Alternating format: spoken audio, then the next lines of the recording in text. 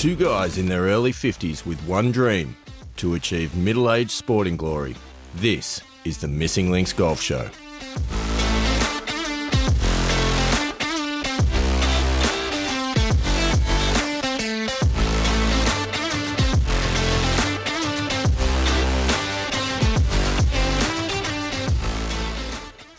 Two guys with one dream, Andy Walker. Here we are, living it. We are living it. We're just talking about that before we jumped on the mics. Living the dream, Pilgrims. Yes. Yep. Yes. How's it going for you? I'm still working, so Tell him he's dreaming. not sure how. Not sure how much of a dream that is, but anyway. Well, anyway, let's dive into it, because tonight, Pilgrims, we've got a lot to talk about how to achieve that dream, and that includes a rundown of all of our favourite training aids that we've tested over the last couple of years, and what we're using, what we're not using, what we think of them, are they any good? Are they not? Should you go out and buy them? That's completely up to you. We're not going to try and influence that decision, because we're not getting any kickbacks on any of these. This is just 100% purely stuff we've bought and paid for and use and either like or don't. Andy Walker, I think that's the go. Yes, yeah, and there's going to be, I think, a couple of interesting little ones that come out. I certainly use a couple of my training aids, which were, and I have a different use for them than what they are intended for. So, golf related, or do you use them for stuff that's nothing to do with golf? I'll leave that for later in the podcast. Fair enough. Because the first thing that we need to do is to get to the yearly championship results for the month of February, Andy Walker. Yes. Everybody's favourite month of the year, the shortest one. But still quite a bit of golf was played by the Pilgrims. So shall we dive in? Let's do it. All right. So there were quite a few rounds that came in. So unfortunately, quite a few of the Pilgrims, myself included, don't make the points list for this month, which is disappointing. Okay. Andy Walker, you had a round of golf this month, your first for the 2026 yearly championship, and you posted 33 points. Yes, I did.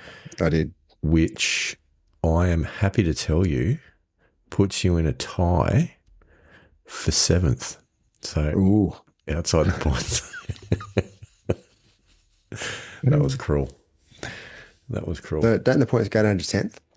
No, they don't. They might have to, though, with the rate of entries that we're getting in this. It's only the top 6, and there's, unfortunately for quite a few of the Pilgrims, good, decent rounds of golf, but you miss out on the points this time around. The scores were scores were not as high as January, but still some solid golf in there. Yeah, and I did say when I posted my round in the Facebook group, I did say I didn't think it was going to be good enough, or I wasn't sure whether it was going to be good enough to get into the points. And obviously, it wasn't given good the enough. competitive of this, the ultimate yearly championship, it's just wasn't good enough. Simple as that. Correct. Now, if you are new to the Missing Links Golf Show, and this is your first episode that you have listened to, I'd say a couple of things. Firstly, welcome. Secondly, what took you so long and why you're starting at episode 116. But anyway, it's a story for another day. But thirdly, this is one of the best listener-based, podcast-based golf competitions in the world. So get on board. Sorry, did you say one of the? Oh, no, that was an editing issue. I said the best. Okay. So to get on board, just go to our Facebook page. You'll find the Missing Links Golf Show on Facebook. You'll also find there the Missing Links Golf Show podcast members group. Join that. It's free to join. And once you've joined that group, find a bunch of Pilgrims on board there. You can then submit scorecards into this wonderful competition. It's all very, very simple. It's all on Stableford points. So anyway, we'll dive into it. So in sixth and also in 5th, there's a tie. Andy Walker on 34 points apiece, which is James Armstrong, defending champion from last year, who sporting his brand new Missing Links Golf Show cap over there. I did see that in the UK. I did see that. Looking good, James. Yeah. Looking good. Love the photo. Thanks for sending that through. James was tied with Matty Woodbridge from Australia, and that can mean only one thing, Andy Walker. It's time for a virtual playoff. Excellent. Love it. I feel like we need some music in the background of that. Virtual playoff. So teeing off first. Do we need a drum roll? I don't know. Do you think so? Do you have drum roll sound effects back there in the kitty somewhere? I'll drag one out.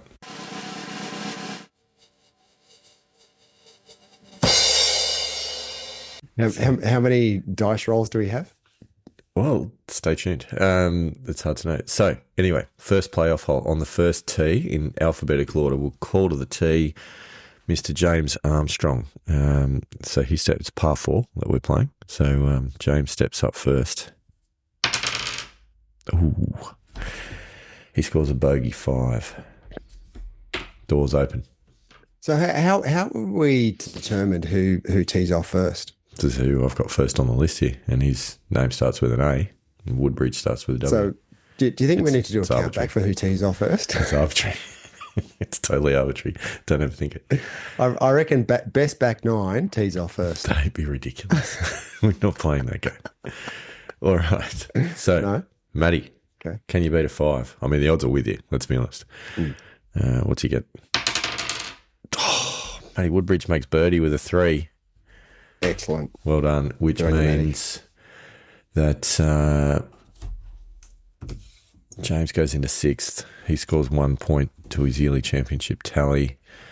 Matt scores 2 in 5th place, which is his first points for the season. So well done, Matt. And then no more countbacks. Okay, so it's all straight off the bat from here. Okay, Andy cool. Walker, you'll be Excellent. happy to know. In now 4th place, so pipping those boys with 35 Stableford points. 3 points to his yearly championship tally is Lucas Anderson, not from WA, but in fact from South Australia. So well done, Lucas. Great work. Well done, Lucas. Finally got out there for a hit after the Live Circus rolled through town. Yes. So congratulations. Good work. In 3rd place. It was a nice couple of photos of Royal Adelaide, by the way. Yeah. Great golf course. Yeah. Awesome place to play golf. Yeah. But as I said in our little Facebook conversation, I've always struggled at Royal. It's a very, very difficult golf course, and especially on the greens. Yeah. The greens I find really tricky. They're always fast, but they're just really tricky. And they're sort of, I find them a little bit like magenta shores. Very greens. undulating.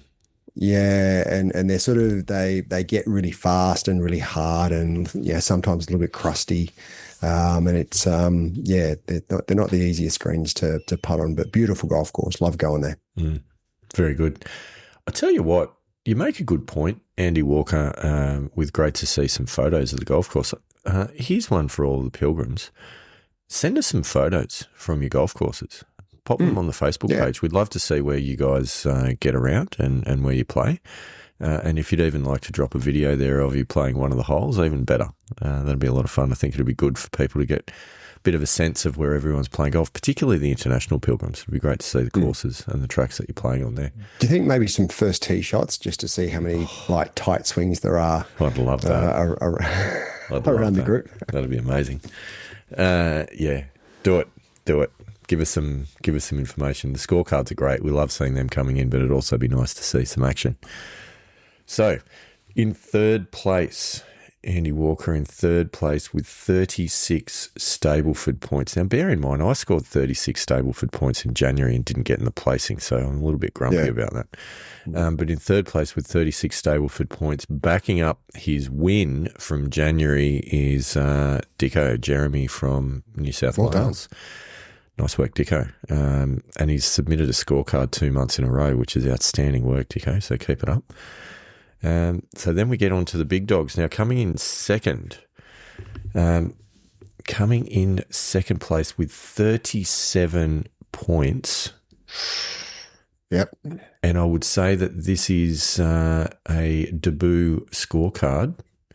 Okay. First entry into the Missing Links Yearly Championship for Pete. There's a lot of Petes in the Yearly Championship. This is Pete Solomon from New South Wales. So well done, Pete. 37 points gets you 7 points to your Yearly Championship tally. Awesome work. Which means our winner for the month, another Pete, this one from Victoria, Pete Powell, with 41 Stableford points. Nice. And he got that score in very early in the month as well, so it kind of gave everyone a target to chase. I was going to say, that's daylight second, isn't it? Yeah, pretty much. That's just streaking ahead of the pack. Pretty much. It was unnecessary, Pete, is all I've got to say. You've cost yourself probably a shot or two on handicap there by winning by such a big margin. Probably could have pulled the handbrake on at 38 points, but anyway, might be accused of sandbagging if you do that too often. Oh, we'll see how March and April goes. So there you go. Another big month. And as I said, if you're not on board already, jump on the Facebook page, give us a shout, let us know that you're around, and join the fun. Absolutely. All right. Now, there was a score that was missing. You may have noticed. And there was a post that was made to this effect in the Facebook groups from another one of the Petes. Okay, Pete Abram. Now, Pete, as you may recall, Andy Walker, is a volunteer referee at some of the events. Pete sent me a message to tell me what happened separately to the Facebook group. And this is a very sad story, so I'm sorry to hear this, Pete. He was refereeing at, he says, at the New South Wales Senior Amateur at Wollongong last week. Yep. And he tore a hammy whilst refereeing. True story. Okay. It's a true story. Doing what? Well, he believes that he may be the first golf referee ever to have torn a hammy on active duty. And I was going to say, what possibly can you be doing? I think he could be right. He was sent a please explain from the who was it, from the head of referees, I think it was, from Golf New South Wales, from the executive team to say please explain. I don't know whether this went down as a workers' comp claim or not, but anyway. Yeah. And so he says on the Wednesday, a player, Carrie, hit her tee shot onto the beach and played a provisional into the bunker on the left of the fairway. Okay. They did, however, find her tee shot down on the beach. Yeah. He says her swing was impeded by one of the plastic dune stabilisation barriers. Say that 3 times quickly. He made the decision that she could take relief, but that put her... Yeah, which, it's man-made obstruction, I suppose. It's not out of bounds. It's not out of bounds. It's not. It's part of the golf course, and the beach is part of the golf course. Yep. I guess that makes sense. Yeah. Decision was made to give her relief. That means that she could take a drop further onto the beach. She then proceeded to drill her next shot straight into the scrub for a lost ball. Yep. Drop. So she'd have to take a drop. She asked if her provisional could be retrieved and returned to her so that she could play it under the stroke and distance ruling. So he sprinted to the... Well, this is the thing. So time was marching on. Group was starting to fall behind. So he did then leap up across onto the fairway and run over the fairway to ask the other player in the group to retrieve the ball from the bunker and throw it back to him, which she did. The ball was thrown to him, he says, at around about shin height. So he sharply bent down to catch it and spin in one motion to run back to the player on the beach. Probably overestimated his physical capabilities at this point, it's fair to say. I was going to say, was he thinking he's Jonty Rhodes or something? I think so. And I'm not sure at exactly which point, if it was in the catching motion, the spinning motion, or the Usain Bolt-like acceleration off the mark. But in one of those actions, Pete's hamstring decided to give way, and the sniper got him out of the bushes, and down he went. So, I mean, Wow. and who says there's not enough action in the game of golf? I mean, come on. Wow. Okay. Yeah. So anyway, our thoughts are with you, Pete. Speedy recovery. Yeah. How long does a hammy take you out of the game? Did he mention what's it looking like? It depends on the grade of the tear, but I'm pretty sure I told this story before about when I tore my hammy racing the rest of the family over 100 meters. And the rather amusing thing was then going to the physio, and that was a grade 2 tear, which she said was 6 to 8 weeks if I was a footy player that I was going to be out of the game for before she'd have me back sprinting. And I said, listen, I'm not going to be doing any sprinting anytime again soon. I guess it depends on the severity of the tear that Pete's had there. But this I would say is don't skimp your rehab. And even when you feel okay, keep doing it, because if you let the scar tissue build, I tell you from experience, it's not good. Fair enough. Fair enough. So how about that, Andy Walker? You weren't expecting that story. Torn hamstring at refereeing a golf tournament. Golf event. And not just any, but Love it. But the senior amateur.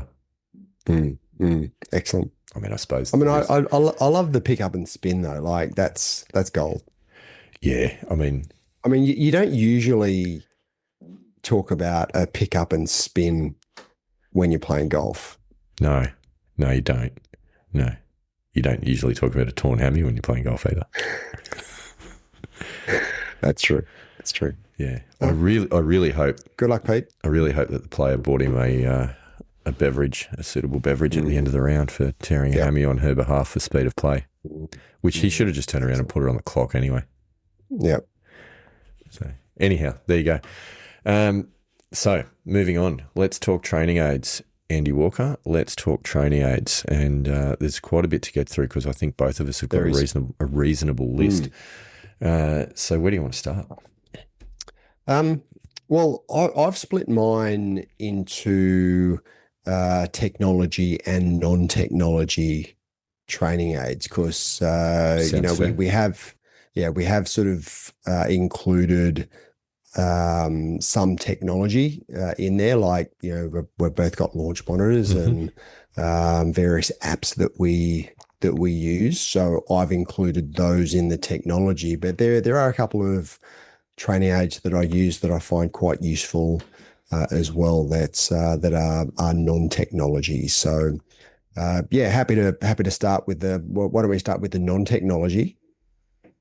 And then work our way through to technology, because I think we'll probably have a couple of the same, especially the technology side of it. I know our launch monitors are pretty much the same, so we might talk about those together. But the one training aid that I have always used, even 30 odd years ago, are alignment rods.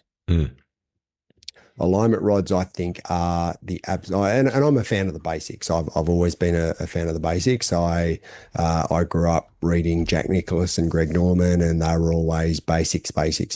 You got to get your fundamentals right. So I was all about alignment. I was all about grip, and still am to this day. And you see even someone like Scotty Scheffler works so hard on his grip. So he obviously has his mindset is obviously, based there in the fundamentals. So for me, when I'm practicing, and this is a full practice session, I always have alignment rods down. I usually use two. I've got one for my feet and one for my aim sort of club alignment and where I'm aiming. Yep. So that's just my baseline. That's my whole sort of setup, or my base setup, I should say, for when I do a practice session. It's definitely a good idea. I do like an alignment rod myself, and you also mentioned a couple in there that I've been looking at, I haven't yet purchased, but I probably will. One of them is the Scottish Sheffler grip trainer, just for maintenance, because it's amazing how your grip can sneak around to strong or weak or whatever over time. Just little habits start to sneak in, so it's always a good one to go back to and get that feel. Been really hard to find one left-handed, got to admit, but I have found one at Power Golf, so I'm potentially going to order one of those. Yeah. The other one, which is something, I don't know if you've used anything like this with your alignment rods, but like using them on the ground as you're doing for kind of like your train tracks for your aiming line and your and your foot, like your alignment, is one thing. But I've actually been thinking about, how there's the little stands you can get. There's a wide variety of them that you can then stand them up on certain angles for your swing plane behind you. Yeah, I have seen them. Yeah, I've been considering one of those, because one of the issues that I've been battling with has been this inside takeaway, particularly with driver. So I feel like that might be a bit of a go. I've used a bucket behind me previously for that sort of thing to get keep the takeaway on plane, but maybe something like that with the alignment rod actually might not be a bad idea in the high performance. Yeah. Well, with the grip, certainly with the grip and the grip tool, I've always used knuckles on my left hand as a sort of gauge as to whether my grip is too strong or too weak. Now, I've strengthened my grip a little bit in recent years. I don't know, a lot of golfers have gone, when we're talking about the power game and golf moving towards the power game, a lot of golfers have certainly a stronger left hand. And I've gone to a little bit more of a stronger, so I wouldn't call it a strong left hand, but it's a stronger, I've gone from about sort of two and a bit knuckles to about 3. So, and that's a pretty standard check for me most of the time, just to make sure that I'm seeing, around about 3 knuckles.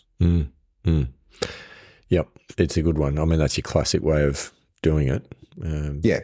And it definitely works. But I think the like that molded kind of grip trainer, I don't know. I haven't tried one, but I wouldn't mind trying it, because if it's good enough for Scotty Scheffler, it's probably good enough for us. Yep. That's the way I look at it. Do they have a baseball grip version one for like is it Thor Bjornsson was the old 10 finger, had the baseball grip? Yeah. I don't know. Probably not. And I don't know if it's actually set up for overlapping or interlocking, or if it makes any difference. It probably doesn't, because it's just about sort of the thumb positioning more than anything else, I think. Anyhow, that's a good one. What else you got? What's your next non-technical? So my next one is sort of similar. It sort of does a similar job, but it's something that I bought maybe 6 months or so ago, and I found it to be really useful. And it's called a lie angle adjustment tool. So what this is, it's a steel rod, and it's got a round plastic base with a magnet in it. Yes. And the magnet attaches to your club face. And then on the other side of the rod, just got a little plastic tip. And you can attach it to any club, whether you putter or any club in your bag. And when you get into your address position, it actually shows you where your club face is pointing. That's so good. And so good. I'd never really thought, I'd seen them on like eBay and Amazon and all the rest, and I thought, yeah, whatever. Anyway, I thought I might buy one just to see what it's like. Because I actually saw Craig Hansen from World Class Golf using one. And I thought, that's interesting. So I thought, I'm going to go and buy one. So I did, and I found that my club face was closed at address. On every single, including putter. Really? Yeah.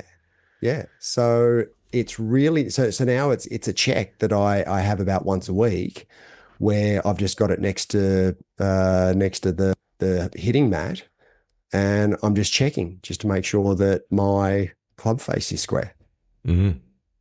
That's good. So I reckon very, very simple. It was only a couple of bucks. It was like $5. Where'd you get it from? So cheap. I think it was eBay. I got mine from. All right, I'm going to check that out. I'm going to check that out. So very, very simple tool, cheap as, but it works really, really well. I'm super impressed with it, and I use it regularly. Yeah, that's really cool because I remember a recent round that I was playing with one of the Pilgrims with Matt, one of the Pilgrims from Dubbo. He noticed that my club face was open on quite a few, on setup quite a few times. So I reckon that's a good one. It's super simple. And you know what I love? It's these things, you know, technology fits into this bill as well, but the things that really work, I reckon, are the ones that just do one thing really well. But, you know, they're not trying to do absolutely everything, but they're just a really, really good way of doing one thing. And yeah, definitely the basics is very cool. Yeah, awesome. I've got another one that's on a similar kind of vein, Andy Walker, one of my favourite. We'll call it a training aid. And it is, again, it's super simple, but it's super effective. And it's also super cheap. And that is the foot spray, like the can of tinea foot spray that you spray on the face of your club. Yes. And then when you hit it, you see exactly where your strike point is on your club face. So, you know, you can. That's a favourite of is it Adam Young? Yeah, that's where I heard John about Sherman it. And Adam Young. Yeah, that's where I heard about it in the first place, listening to the Sweet Spot. Ironically enough, because it is about identifying if you're hitting the sweet spot.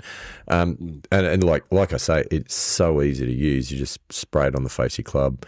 It gives kind of a white film, powdery film over the face of your club, and then when you hit the ball leaves a really clear mark to show you exactly where you've hit it, and you can see if you're a bit toe biased or a bit heel biased or a bit high or a bit low or anything like that. It's really cool. So that's a good one. I definitely like that one. And another one which is, you know, probably, again, pretty simple but really effective is, and there's many versions of this, but the brand that gets talked about is the divot board. Yes. Josh Nichols talks a lot about that, our friend Josh from Mental Golf Show. And that one, basically what that is, a few different versions, but the one I've got, it's kind of like it's actually made out of fabric, and it's kind of sticky on the bottom, and it clings to the artificial turf of the hitting mat.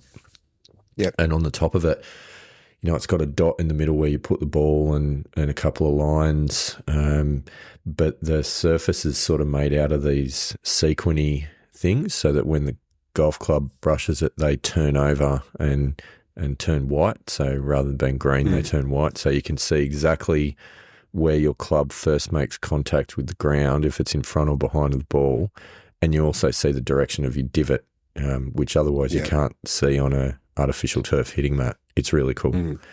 So it would effectively be like, you know, you're standing on the fairway and you take a divot and you can just go behind and you can actually see the width and the direction of your divot, except you've got on a divot board rather than in turf. Yeah, that's exactly what it is. But the beauty of it, what I find is really good, is you can see if your angle of attack is a bit shallow, then you start sweeping the turf before the ball, and you see exactly where your divot starts, if it's before or after the ball, because of the lines that's on the divot board. So you really get a good sense of exactly where you're making contact with the ground. So if you're getting that ball first contact or not, which is interesting. And I've found the ones that I feel like I'm flushing, clubs actually coming into contact with the ground a centimetre or two before the ball. Yeah, right. Okay.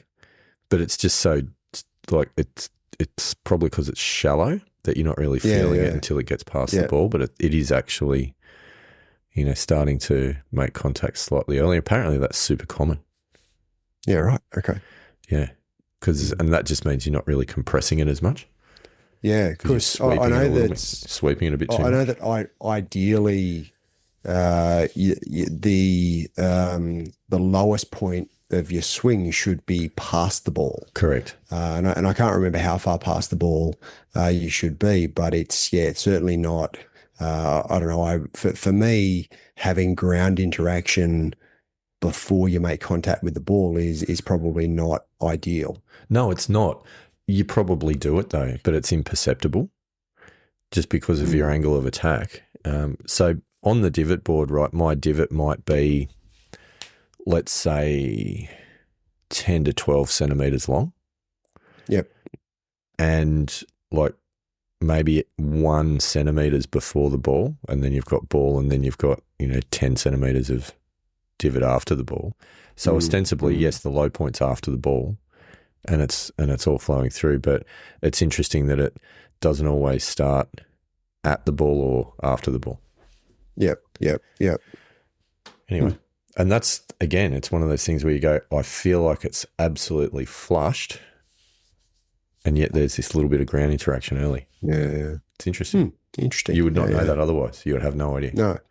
And I wouldn't have thought that that's where my first interaction with the ground is, but I've never used a divot board, so I don't know, to be honest with you. It'd be interesting to come out and check it out. Check it out. Because a similar way of doing it, a lot of people do this, like if you're hitting off turf on a range, you'll put a tee down where the ball is and see where your divot starts. Well, that's one way of doing it. But obviously indoors in the high performance centre, you can't do that. What you can do, though, is get your foot spray that you use for your club face, and you can actually spray a line on your synthetic turf and see. Oh, yeah. And see where where that starts to get worn off by your club. Yeah. So that's another way of doing it if you don't want to buy a divot board. Fair enough. Yeah. Yeah. So there you go. What else you got? I don't know. You've bought something similar in recent times, but for Christmas, Santa brought me a Skills shallow shot device. Shallow shot. It's a training aid. So what it is? It's effectively a short cylinder, right? And on the edge of the cylinder, it's probably about 10 centimeters tall, I would say. At the edge of the cylinder, it's concave, and the concave sort of sits on your forearms, right? Yeah. And it attaches through a Velcro strap to your lead forearm. Mm-hmm. So then the circle sits in between your forearms, and it's actually also, depending on what club you've got in your hand, you can actually adjust it for the club. But what the name of the game is to keep your trail forearm touching the cylinder throughout your swing, and this promotes a more compact, tucks the right elbow in, so you're not getting the flying elbow, and gets you into a better position through the downswing, a more compact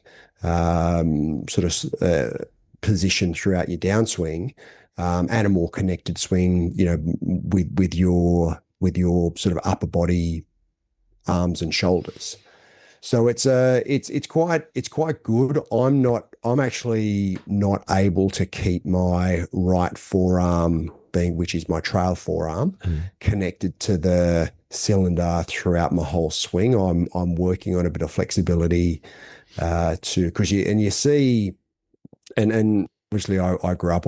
I was watching Jack Nicklaus. Jack Nicklaus has the famous flying right elbow. So that's what I did, and that's how I learned to play golf. But you see photos of Butch Harmon and Tiger Woods, and Butch Harmon trying to, push, well, not push, but keep Tiger's right elbow tucked in closer to his right side. There's if you haven't seen the photos, Google it. Google sort of Butch Harmon keeping Tiger's right elbow in place. So yeah, I think that promotes certainly a more controlled a downswing that's certainly more on plane and more on the inside, and what Ben Hogan talked about. Because he talked about a tucked right elbow and getting that downswing on a shallower plane than what your backswing is. So that's what this Skills shallow shot training aid is trying to promote. Okay. So yes, I do have something kind of similar, though, that it tries to achieve a similar outcome, but it does it in a particularly different way.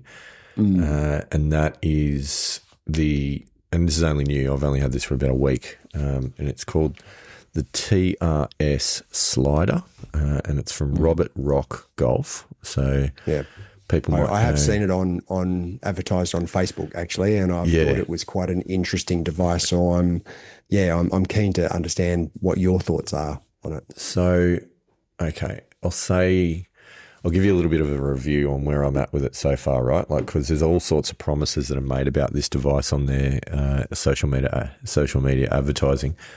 Comments. I mean, you should be on the PGA Tour in the next few months. I would expect. Comments like, "You will never slice the ball again," and things like that. It's like, good one. Yeah. So anyway, the go is everyone's probably familiar with the classic towel drill where you like put a towel around your torso and you tuck it in with your upper arms on both sides, and then you try and swing the club and keep the towel tucked in with your upper arms with your biceps against your rib cage. Or another version of it is you might put like a towel or a head cover or something like that, or a glove between your trail bicep and your rib cage. And the idea on that same deal is that you're keeping that connection between your trail arm and your body on the way through, exactly what you're talking about with the with that skills Duvalaki that you were just describing. Shallow shot. The shallow shot. Weird name. Anyway, so the TRS Slider, where it differs from the towel drill or the glove drill or whatever that's tucked in under your arm, is that when you're doing that, that pins your arm to your body in a position where it can't move to do that effectively. So you're stuck a little bit. This device, it's basically a seatbelt that goes around your chest, clips together, and then there's another little band that goes around your trail bicep that's connected to that seatbelt, but not in a way where it's locked in position like some of the other ones do. It can slide around your body. So that means that when you're creating a turn, as you imagine, if you do this, your trail arm will kind of try and get behind you a little bit, but you don't want the elbow flying away from your body, but it can move around behind you a little bit to give a full rotation. Yeah. And then as you come through and get to impact and follow through, that bicep will actually start to move around in front of your body a little bit, but stay connected. Yep. So that's the idea, that the slider actually slides around the body whilst keeping your arm connected to your body, if that makes sense. I think it's really, really good for doing that and getting that feel of being, not letting that trail elbow drift away. It does keep you connected.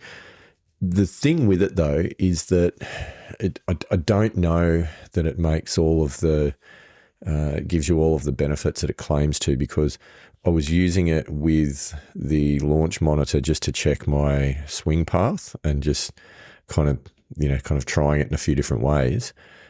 I can still swing in to out. I can still swing out to in. I can still have any club path delivery to the ball using this. It just depends on probably how fast I rotate through impact. So it doesn't fix the sequencing issues. All it does is the one thing, which is about connection of arm to rib cage. Yeah.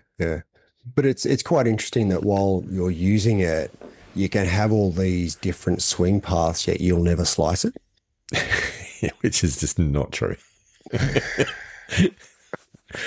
is not true. The physics of the golf ball doesn't care if your arm's connected to your body or not. It's just whether or not your club face is open to path. But anyway, that's fine. So whilst I don't think it's ever going to live up to those sorts of claims. I think if all the other mechanics are good, then yeah, sure. But it's one part, does one thing, does it relatively well. So, I guess that's a good thing. Yeah. And I certainly think, and as my understanding of the golf swing deepens and I sort of think about it and I have the experience within my own golf swing, I certainly feel as though having a more tucked right elbow, a more connected right elbow is a better way and will give you more consistent ball striking results than having the flying, the traditional flying right elbow. So Yeah. that's my thinking and my experience at the moment. So I think any training aid that's going to assist you in keeping that right elbow a bit more tucked, I think is worthwhile looking at. And certainly for me, I've found the shallow shot to be helpful in doing that. And if the TRS slide is going to do the same thing, that I think that's potentially useful. What I've started using it for is like as a bit of a warm up device. So before getting into sort of really hitting full shots and doing those sorts of things, is just using it, hitting half a dozen to a dozen shots that are, say at 3/4 speed, just sort of focusing on that technique a little bit at the start of the session, using it for that. I actually think it's really good because it just starts to groove you in the right way and some of the right, mechanics as you're getting into the session. So anyway, I think it will prove to be worthwhile. I just I don't think it's going to live up to the outlandish claims that it makes, but how many training aids ever do that, to be honest? Take it with a grain of salt. It's called marketing. Yeah, there's something about truth in marketing somewhere, but anyway, No. Not necessarily. Okay, anyhow, what else you got? Yeah. All right, next thing is a putting mirror. Oh, I've got that on my list too. The putting mirror, and I can guarantee you and I are going to talk about different things to what we use the putting mirror for. Okay. I'm intrigued. Now, I don't use the putting mirror for putting. It's you use it in the bedroom, Andy Walker? No. No. It's still in the high performance center. You use it for shaving? No. Surprisingly. Okay.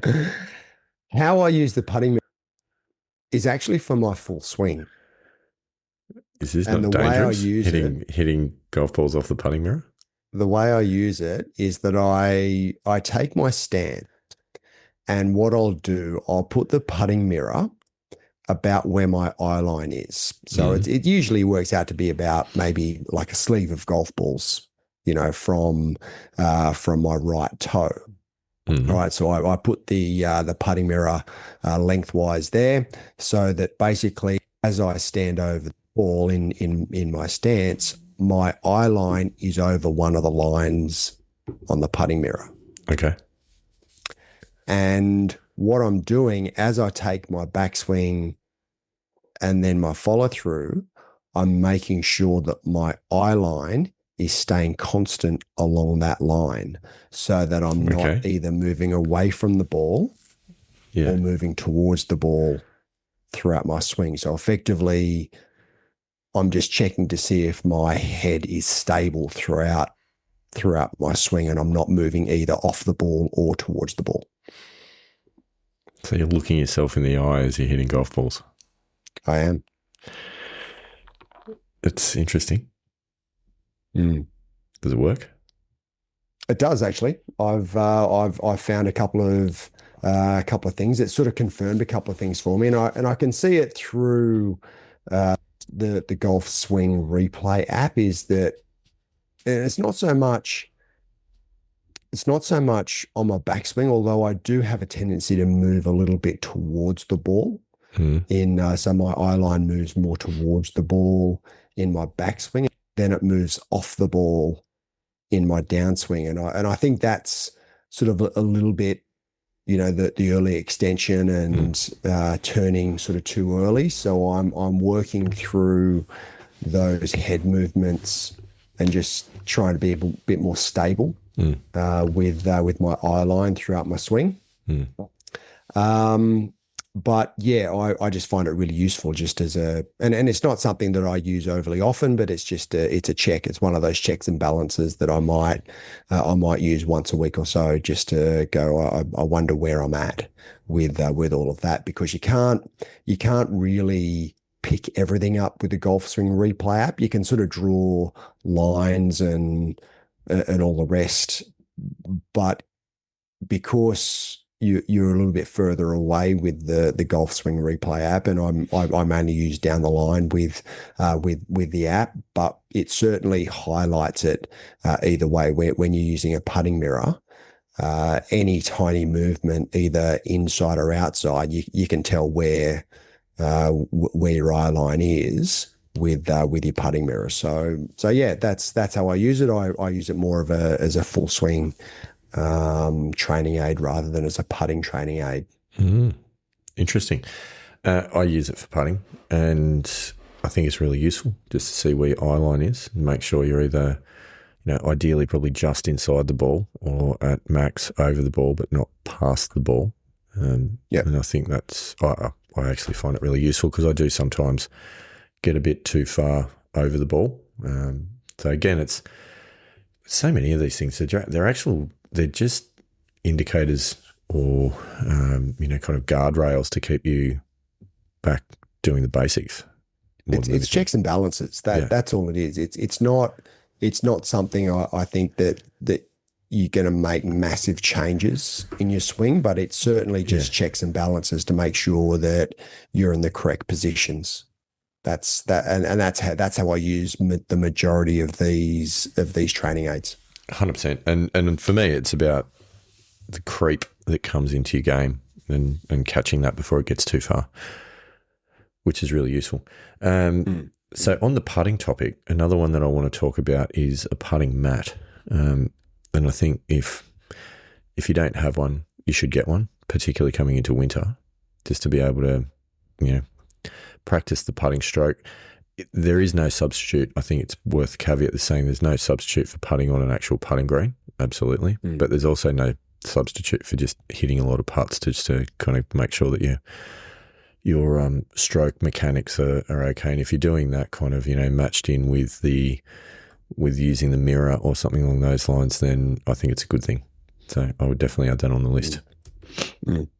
Although in saying that, I've actually moved away from using the putting mat that I've got, and I don't know if it's because the putting mat I've got it's a felt rather than an artificial grass, so it's really smooth.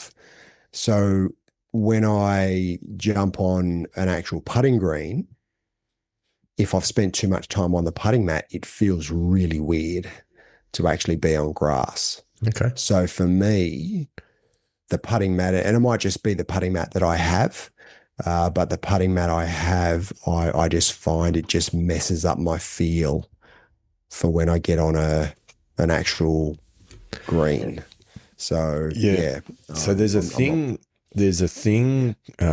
in, and I probably won't do this justice, but like in the technology of how the ball rolls with putting, it's called there's launch, skid, and roll. I think it's the three bits. So as the ball comes off the putter face, it actually launches it slightly in the air. It doesn't roll it straight away. So the ball goes in the air a little bit, and then its bounce is a skid. And then once it's done that, then it starts to roll. Now, why that's important and what you might be feeling is when you're putting on grass, because grass is a natural, plant and it has moisture in it. There's a stickiness to it. So its first skid will have a bit more grab to it than an artificial surface like, even a really good artificial putting green, but definitely I felt like that amount of skid that you're getting is what would be mucking up your feel.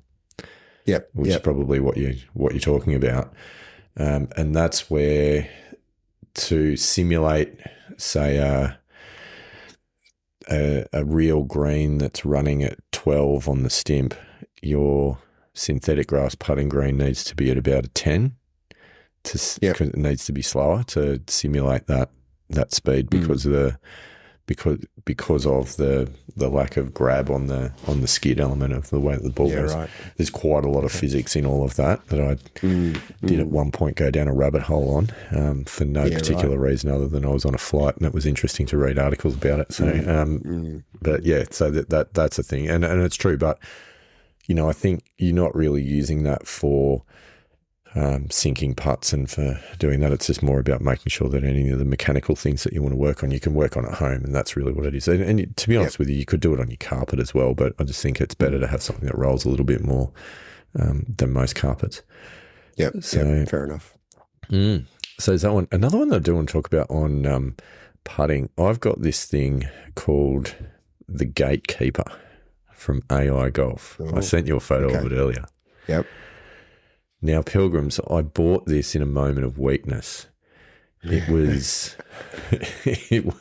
You'll never another putt again. You can't slice a putt. No, it was, the reason that I bought it is because it was on sale. It was selling for $15, discounted from $235. No, that says it all, doesn't it? It sure does. Surely that says it all. And it looked really fancy because basically it's this thing that you clamp onto the putter shaft, and then it sticks out off the putter shaft, a bit like if you've ever broken a bone and gone to hospital and had it pinned with the Meccano set that sticks outside of your leg or your arm or something like that. Like it kind of looks a bit like that on your putter shaft. And it's like a frame that comes out off your putter shaft, and inside that there's a steel ball bearing hanging on a string that's acting like a pendulum. And the idea is you take your putter back and bring it through, that the ball bearing's supposed to swing through this gate on the pendulum. You can put different weighted ball bearings on it. There's a magnet depending on how far you're hitting a putt and all these sorts of things. Now, I'll say earlier we talked about we love a training aid that is really simple and just does one thing well. This one is anything but. It's incredibly complex and it does nothing well. And all I can say is that even at a heavily discounted rate at $15 down from $235, I want my money back. Excellent. So love it. The first pan. Yeah, so from our good friends at AI Golf, apparently based in Sydney, if you're listening, it's rubbish. Give me my money back. If you're not listening, that's probably better. But if anyone knows our friends at AI Golf, and if you are listening, I do apologise for that review. But like seriously, no wonder the product was so heavily discounted. It just does not do anything for you. Yeah. Good one. Yep. So there you go. I mean, look, it might work if you had a dead set straight back and through path, but people just don't do that. Like there is a curve and release and a shutting of the gate to the swing. So this is just not going to work. Yeah. Anyway, good fun. Don't buy one. Pilgrims, do not buy one under any circumstances. Another one for you before we get off the non-technology ones is the Orange Whip, Andy Walker. Have you got one of them? Oh, no, I don't. I've got something sort of similar. Well, not really something similar, but there's I've got the Stack Stick, which was my last non-technology. Yes. So why don't you do Orange Whip, and then I'll come back to how I'm using the Stack Stick these days. So the Stack Stick's kind of the opposite to the Orange Whip, really, because the Stack Stick's lighter, and the Orange Whip's really heavy. Got the big heavy ball on the end and a very flexible shaft. And, obviously the idea on it is to get your transition right, lengthen the swing and, kind of load up with lag before you start the downswing and get that sequencing right. I just use it as a warm-up tool, to be honest, more than anything else. It just helps with a bit of the stretching before you get into your round. I think it's pretty useful for that. I do think it's sometimes a good thing just to do every now and then to get your tempo a little bit better. Do you sort of do the combo like TRS slider and the Orange Whip? I haven't yet, together, but I'm going to try it. I've not done that yet. And then stick the Gatekeeper on the end of it as well and just see what's really going on. That'd be great. Yeah. Cool. Well, see how many training aids you can stick on yourself at the one time. No. But I mean, I like it. I think it's a good thing. I think from what I've heard, though, you shouldn't use it too much because it can do the opposite of the stack. It can actually really start to slow you down instead of speed you up. So, yeah, right. Okay. So I think it's just a good thing for a bit of flexibility and a bit of sequencing, but I certainly wouldn't be thinking that it's going to help give you any speed. Okay. So, Cool. yeah. Stack stick, you like it? Yeah, so stack stick, obviously, well, the stack system is obviously a speed training system. And while I used it for a little while, I just found I just didn't have the time to spend, like 15, 20 minutes, sort of 3 to 4 times a week. And I just was finding it was taking away from other areas of golf that I wanted to practice. So I like the concept, and I like the speed training element of it.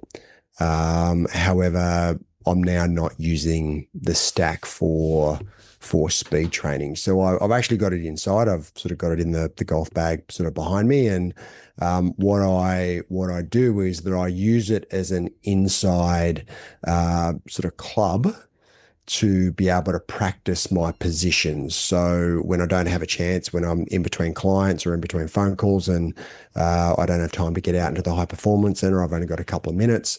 What I'll do, I'll grab the stack stick, go out into the lounge room and just practice my positions with it.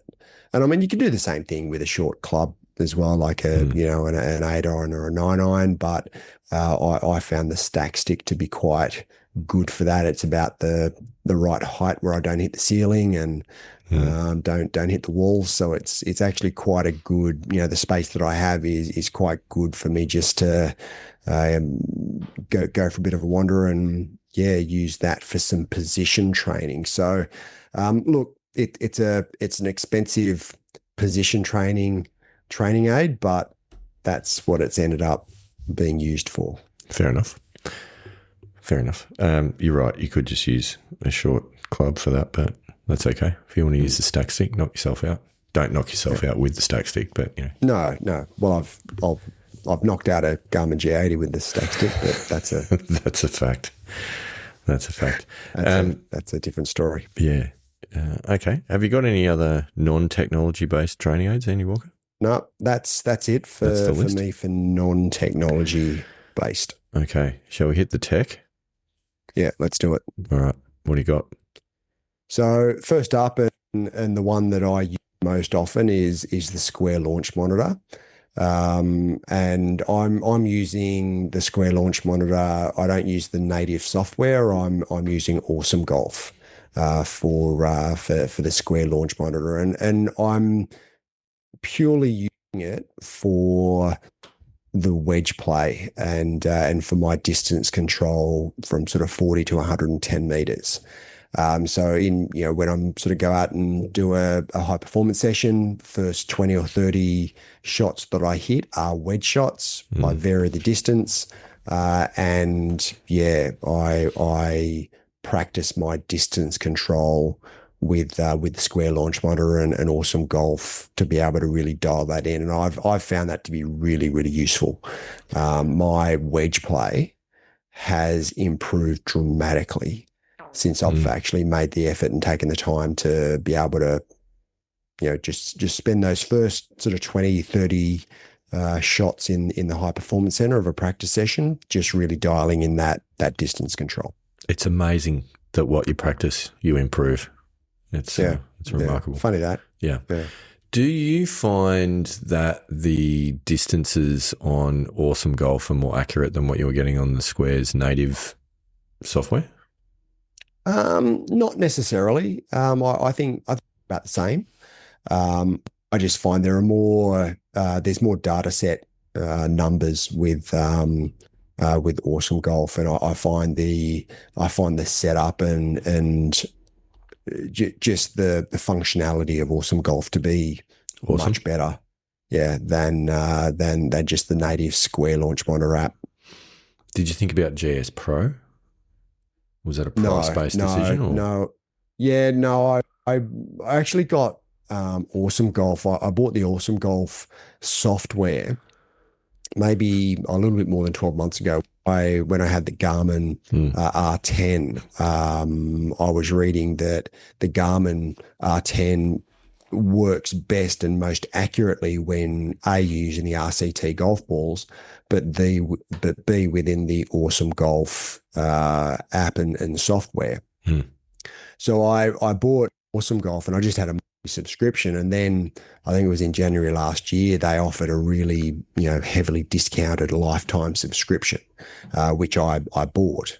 And then I stopped using the R10 when I moved to my current home, because I've got the Colorbond shed and the R10 didn't work, so I didn't really use it. And then when I bought the Square launch monitor, I didn't really think about Awesome Golf at all. And it was only late last year that I went, oh, hang on a tick, Square and Awesome Golf actually integrate. So that's when I sort of went back and got them to change the license to the Square, and it's worked really, really well. I'm really happy with it. I can actually play simulator golf with Awesome Golf as well. There's a number of free, I think there's like 9 18-hole courses and 6 9-hole courses in the software that are free to play. So if I wanted to, I could play some simulator golf as part of that Awesome Golf license. And I've done it a couple of times, not a huge amount. It's mainly the wedge play and the distance control that I'm focused on when I'm out there. Very good. Yes, I agree. I'm using the Square now after upgrading from the R10, the Garmin R10.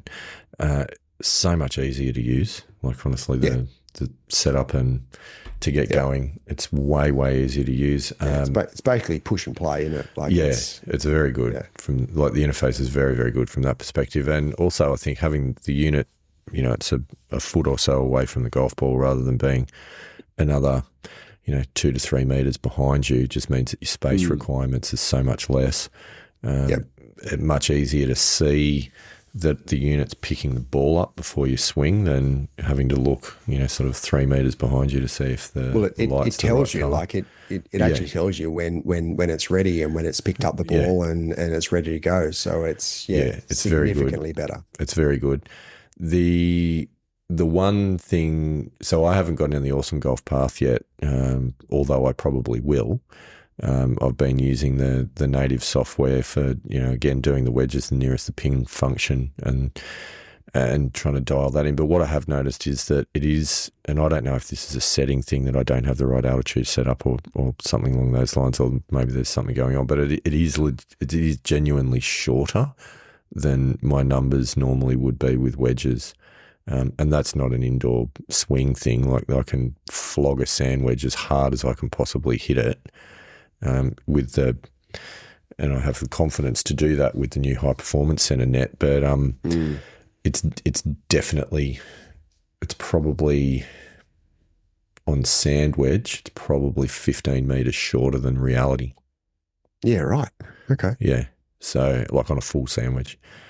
So that probably ends up being, so are you 10% or something like that? Okay, so here's a question: are you using where the ball is landing or the rollout and total distance? Both, because quite often, like with the sandwich, when you're hitting into a green, like, the rollout's almost nothing.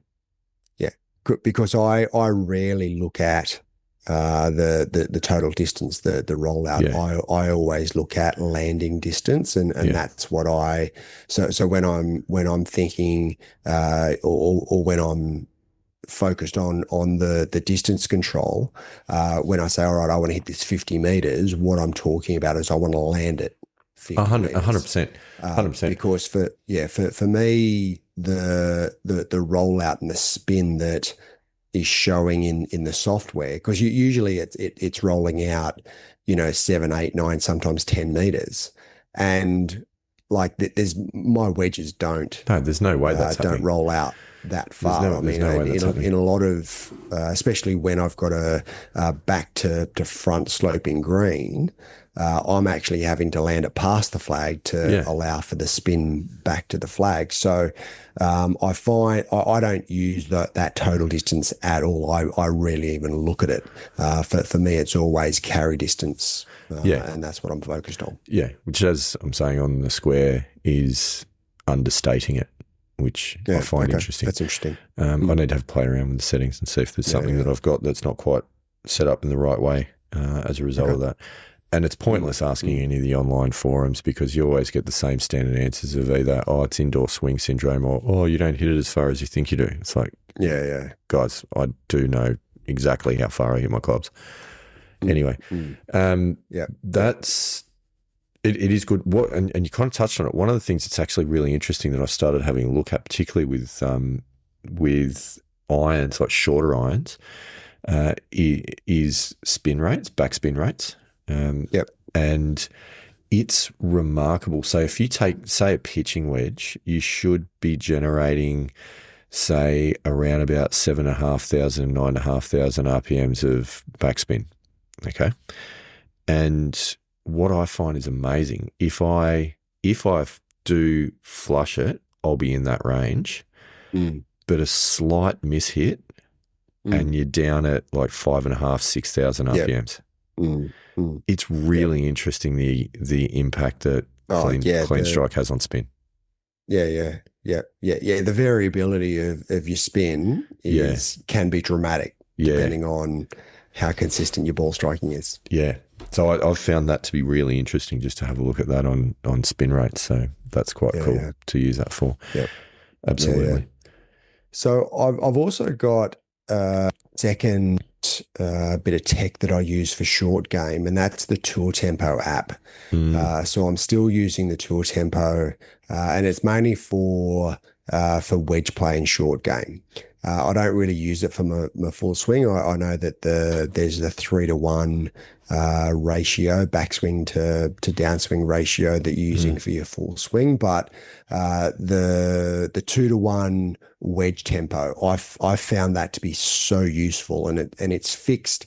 For me, I realized that I was decelerating with my wedges, and that's also part of why I have improved so much with that 40 to 100 meter wedge distance, is that I was decelerating, but I didn't understand what the distance control was all about. But for me, I'm still checking that with the Tour Tempo app. And again, it's sort of, once a week or so. I'll just, and it's with the 14.7 tones, just to check wedge tempo, make sure it is where it needs to be with that 2-to-1 tempo. And I found that to be, again, a bit of a game changer for my wedge play. It is pretty cool. That's always on the radar for me. As a tech training aid. It is pretty cool. Have you used the function on it? Like, obviously you can use the one where you've got the tones playing and you're trying to match your start, transition and impact to the tones. Have you used the function on it though where you can video your swing and it will tell you what your tempo is? No, I haven't. I know that the function's there, but yeah, for me it's, I get what I want and what I need out of the app. So yeah, I don't know. I don't know if it's a time thing or whether I just, I get what I want. So I'm very narrow focused and don't use anything outside of that. But you have been described as narrow minded once or twice. Yeah. So anyway, look, no, I haven't. Okay, give it a go. Probably won't. Give it a go. Give it a go. We have talked about a couple of apps, obviously Tour Tempo, and thank you for reminding me of that one, because we'll get back onto that for short game stuff. Swing Replay, the Golf Swing Replay app. We talked a bit about that. Love that app. That's awesome. There's another one which I've actually subscribed to the premium version. Yeah, I'm going to do that Golf too. Swing Replay app, and to be honest with you, it's now very different to what it was, because I know they've done some updates. The guy gave us a complimentary 12-month subscription to the premium, which ended in November last year, and I think we were both too tight to pay to pay the premium. But yeah, look, I paid the premium, maybe about a month ago, and it's different because what it now does, you've always been able to draw lines, but it now auto draws lines. It auto picks up where your head is and draws lines in, which is I found to be absolutely brilliant. And now I'm unrestricted. I'm not restricted to the 5 swings per day. I've got as many swings as what I need and as what I want. No, it's a really cool app. Yeah, I like it now, that update. It's got, so it does a little right angle where your head is for the top of your head and the front of your head. It's got a line for your butt, so you can see if you're as they say, goat humping over the ball. And it shows a swing plane line as well, so you see if you're above or below that line, which is also a really, really good addition. Again, an app that's does one thing, does it really well. I think it's a cracker. It's one of the best ones we've used. Yeah, I agree. There's another one which is fun, more so than a training aid. It's called Smooth Swing. Smooth Swing gives you shot tracer. When you hit your shots, it's actually very good, very accurate. So if you want to do, just sort of some fun videos on the course or even on the range, the only thing is you have to use white golf balls, so you can't use it on the range if it's got yellow balls. I don't know why that is, but it has to be white golf balls. But it's quite cool. And one other one that needs an honourable mention, not necessarily in the right way, is Golf Fix. Remember our AI that's pals? the AI one. Oh, that was awful. That was the worst. So I know there's been. I remember you put Rambo's swing in there, and it gave it like a really low score, like a 3 or 4 or something. Yeah. There we go. At the time, he was number 1 golfer in the world, and he was getting about 3.8 out of 10 or something. Yeah. Anyway, what's interesting, the reason I mentioned that is because I've seen a lot of commentary out there at the moment about, is AI taking over golf instruction? And I think our experience with AI is absolutely not. No. So anyway, there's that. Another one. Was that a honourable mention or a dishonourable mention? Yeah, not everything can be a good review. But speaking of good reviews, and it's technology based, but it's not an app, and it's not a launch monitor, but it's shot tracking. So there's 2 main systems out there, which is Arcos and ShotScope. Yes, I use ShotScope, and I know you've got the Arcos system. I use it all the time. I just think of all of the things that I've done over the years to bring my handicap down from high teens to high single digits, the shot tracking and really starting to learn the distance of your shots, and as a result of the shot tracking, where your game's stronger, where it's not from the strokes gained stuff, that's been probably the single biggest game changer. So it definitely needs a shout out. Okay. Well, one of my last ones is back to the Garmin G80. So I still have my old unit, and that's what I'm using for my speed training. And all I'm doing with that is probably my last 10 shots of a high performance center session is just teeing up the driver and hitting it as hard as I possibly can. So the old sort of Bryson speed training methodology, just training your body just to try and hit it as hard as you can and see how far you get. Now, I've gone and I recorded a couple of sessions for yourself or sent them to yourself and Mick Paddo a few weeks back, and I've gone from sort of a club head speed of sort of mid sort of teens, sort of 114, 115, sort of got it up to 116. But then that night that I was doing the speed training, 119. That's amazing. Which I was super. I was trying to get it to 120 to see if I get it to 120, but then I started getting a bit tired. I did a few more than 10, and I started sort of losing it a little bit and started to get back towards the mid one teens. But yeah, for me, just a bit of speed training like that raw speed training. Like there's no stack, Yeah. there's no structure, there's nothing. It's just get up and hit it as Just rip hard it. as what you possibly can. Don't worry about form. Don't worry about any of that sort of stuff. Just try and get your body swinging as hard as what you possibly can. That for me was pretty cool. So I know that first one that I sent you. So I've just pulled up the data now. So club head speed 117, ball speed 168, estimated carry 267 meters. That is estimated carry and roll 296 meters. That's a bomb. Smash factor, mind you, 1.43. So I was still a bit down on the smash factor. But for me, and look, obviously that's my absolute maximum. As hard as what I possibly can. But I'm sort of thinking now, if I can continue down, I can stay fit, keep getting stronger. There's potential that my standard speed, because I did a couple of just standard speed, and I was about the 110. Mark, so it's dragging. Your cruising speed's coming up. Yeah, I was pretty happy with that. But if I can get it up to the mid 110s, I mean, PGA Tour average speed is 116. If I can get anything close to that, and I'd be pretty happy with that. Surprisingly, have you looked into the seniors long drive tour? No, I haven't. But is there one? Like I don't know.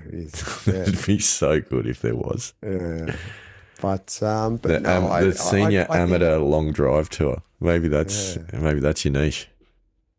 I don't know. I sort of feel as though that I've sort of found something, with the speed, because I don't think I've ever swung at that hard and with that speed before, even, and I was never, no one ever talked about speed or practice speed 30 years ago. But certainly I feel as though pushing 120s pretty good for a 53-year-old bloke. It's amazing, especially one that snaps himself in half all the time. You just got to be careful. I know that Podrick Harrington has some decent. I don't know what his average club head speed, but I know he gets it out there a fair bit, and he's a year or two older than me. Yeah. So I'm chasing Podrick. Yeah. Yeah, that's good. Awesome. Well.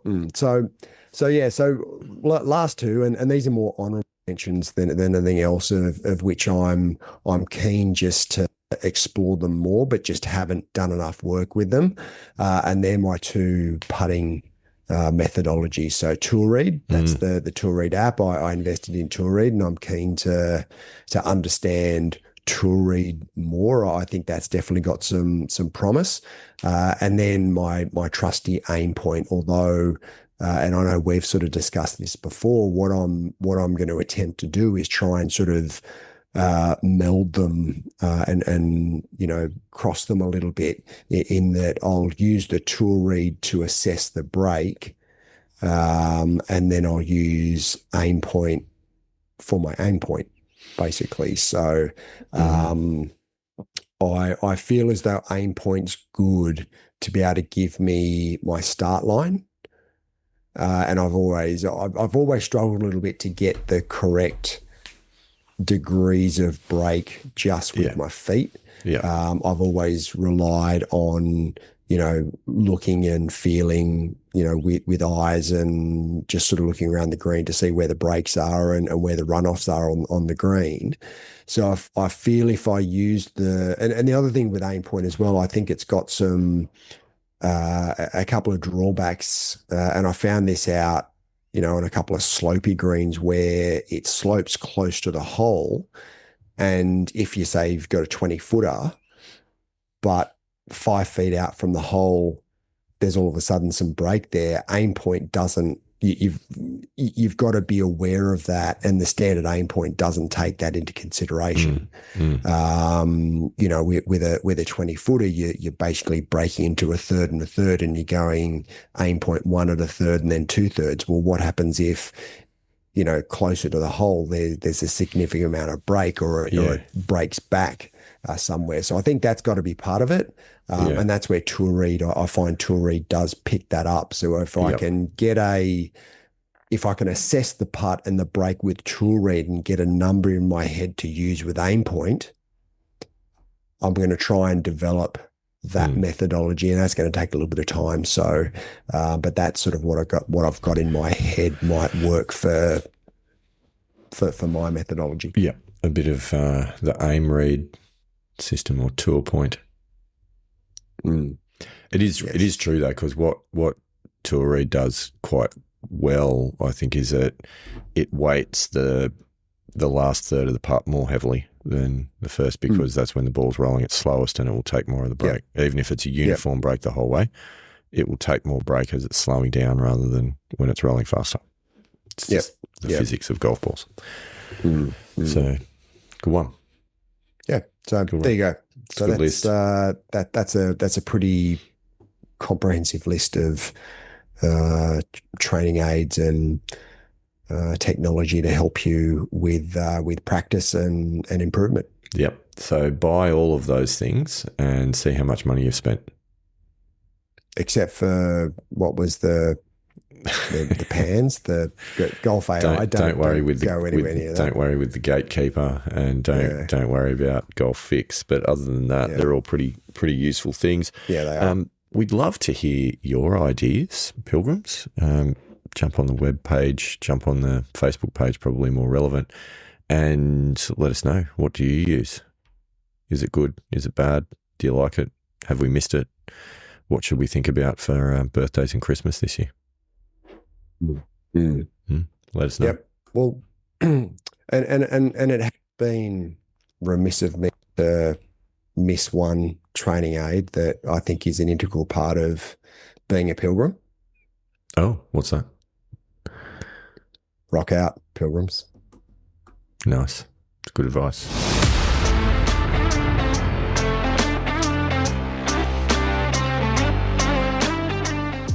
Thanks for listening to us today.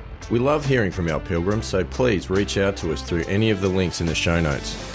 We know golf is hard, so we hope we can help you shoot better scores and inspire you to keep trying. Rock on, Pilgrims.